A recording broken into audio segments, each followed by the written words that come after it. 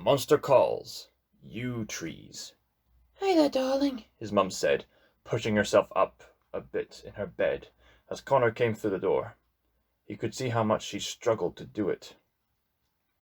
I'll just be out here, his grandma said, getting up from her seat and walking past without looking at him. I'm going to grab something from the vending machine, Sport, his father said from the doorway. Do you want anything? I want you to stop calling me Sport, Connor said, not taking his eyes off his mother, who laughed. Back in a bit, his father said, and left him alone with her. Come here, she said, patting the bed beside her. He went over and sat down next to her, taking care not to disturb either the tube they had stuck in her arm, or the tube sending air down her nostrils, or the tube he knew occasionally got taped to her chest, when the bright orange chemicals were pumped into her at her treatments. How's my Connor then? she asked, reaching up a thin hand to brush his hair. You could see a yellow stain on her arm, around where the tube went in, and little purple bruises all the way along the inside of her elbow. But she was smiling. It was tired, it was exhausted, but it was a smile. I know I must look a fright, she said.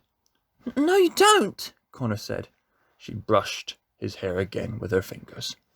I think I can forgive a kind lie. Are you okay? Connor asked, and even though the question was in one sense completely ridiculous, she knew what he meant.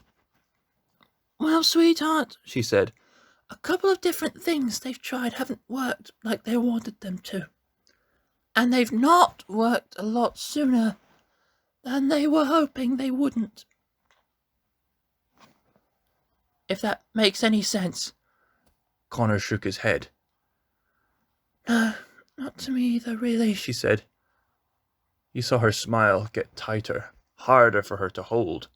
She took in a deep breath, and it ratcheted slightly as it went in, like there was something heavy in her chest. Things are going a little faster than I'd hoped, sweetheart, she said, and her voice was thick in a way that made Connor's stomach twist even harder. He was suddenly glad he hadn't eaten since breakfast. But, his mum said, voice still thick but smiling again, there's one more thing they're going to try. A medicine that's had some good results. Why didn't they try it before? Connor asked. Remember all my treatments, she said. Losing my hair and all that throwing up? Of course! Well, this is something you take when that hasn't worked how they wanted it to, she said. It was always a possibility, but they were hoping not to have to use it at all. She looked down. And they were hoping not to have to use it this soon. Does that mean it's too late? Connor asked, setting the words free before he even knew what he was saying. No, Connor, she answered him quickly. Don't think that. It's not too late. It's never too late. Are you sure? She smiled again. I believe every word I say, she said, her voice a little stronger.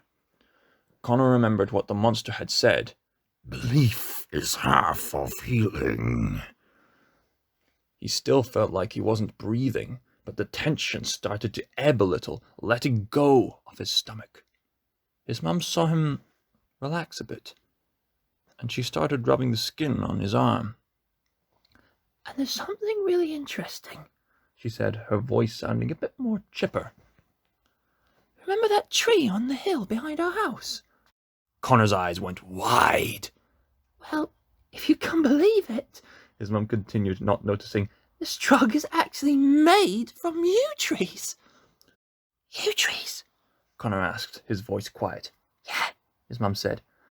I read about it way back when this all started. She coughed into her hand, then coughed again. I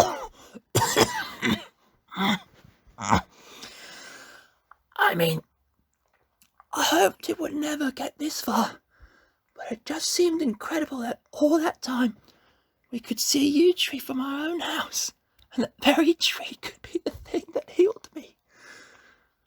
Connor's mind was whirling so fast it almost made him dizzy. The green things of this world are just wondrous, aren't they? His mother went on.